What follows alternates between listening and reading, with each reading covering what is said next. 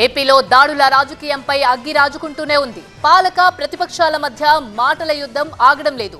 TDP office నుంచే కథారచన అని YCP అంటుంటే అంతా మీ వల్లనే అని అధికార పక్షం అంటోంది.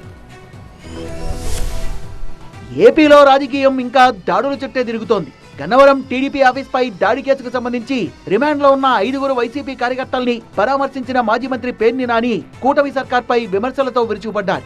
ఘటనలతో సంబంధం లేని వ్యక్తుల్ని కూడా కేసుల్లో ఇరికిస్తున్నారని, ఇప్పుడు వల్లభనేని వంశీని కూడా ఇరికించి 71కి పెంచారన్నారు పేర్ని. తప్పుడు కేసులు పెట్టి ముద్దాయిల్ని కూడా వాళ్ళ మానసిక ఆనందం కోసం శాంతాడంత అండ్ అదర్స్ అని పెట్టుకుని ఇప్పటికీ ఒక 71 మంది మాజీ శాసనసభ్యుడు వంశీని 71వ పేరుగా చేర్చి ఆ లిస్టు ఈ రోజుకి వైఎస్ఆర్ కాంగ్రెస్ పార్టీలో యాక్టివ్గా ఎవరు ముందుకు వస్తే వాళ్ళనల్లా ముద్దాయిలుగా చేర్చి నూజివీడు గన్నవరం సబ్ జైల్లో మగ్గదీసేదానికి ప్రయత్నం చేస్తారు. వైసీపీ నాయకులే టార్గెట్ గా రాష్ట్ర వ్యాప్తంగా దాడులు జరుగుతున్నాయన్నారు మాజీ ఎమ్మెల్యే బొల్లా బ్రహ్మనాయుడు. పోలీసులు కూడా వైసీపీ వాళ్ళనే కొట్టి తిరిగి వాళ్లపైనే కేసుల్ని నమోదు చేస్తున్నారని ఆరోపించారు. వైసీపీకి చెందిన మహిళా కార్యకర్తలపైన దాడులకు తెగబడుతున్నారని చెప్పారు బొల్లా. తెలుగుదేశం అధికారంలోకి వచ్చి 50 రోజుల్లో అందరూ చూస్తుండగా అది జరిగితే ఏనుగుపాలెంలో ఇది జరగటం బాధాకరం.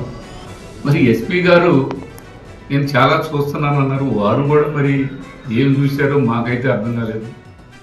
రాష్ట్రంలో అరాచకాలకు తాడేపల్లి కల్కి కాంప్లెక్స్ నుంచి అందుతున్న ఆదేశాలే కారణమన్నారు మాజీ ఎమ్మెల్సీ డొక్కా మాణిక్య వరప్రసాద్. తాడేపల్లి కాంప్లెక్స్ లో రౌడీ డాన్లతో సజ్జల సమావేశమై రాష్ట్ర ఆర్థిక వనరుల్ని దెబ్బతీసేలా కుట్రలు పన్నుతున్నారంటూ సంచలన ఆరోపణలు చేశారు.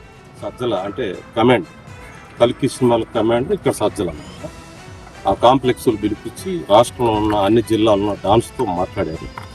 ఆ మీటింగ్లో ఉన్న వివరాలని ఆ పోలీసు వాళ్ళు విచారించి ఈ డాన్స్ లేదా ఈ కమాండర్ ఏం ఇన్స్ట్రక్షన్ ఇచ్చారో వాటికి విచారణ జరపాలని డిమాండ్ చేస్తుంది. మరి ఢిల్లీ స్థాయిలో దడదడలాడించిన ఈ దాడుల పంచాయతీ ఏపీ రాజకీయాల్ని ఇంకెన్ని రోజుల పాటు షేక్ చేస్తుందో చూడాలి.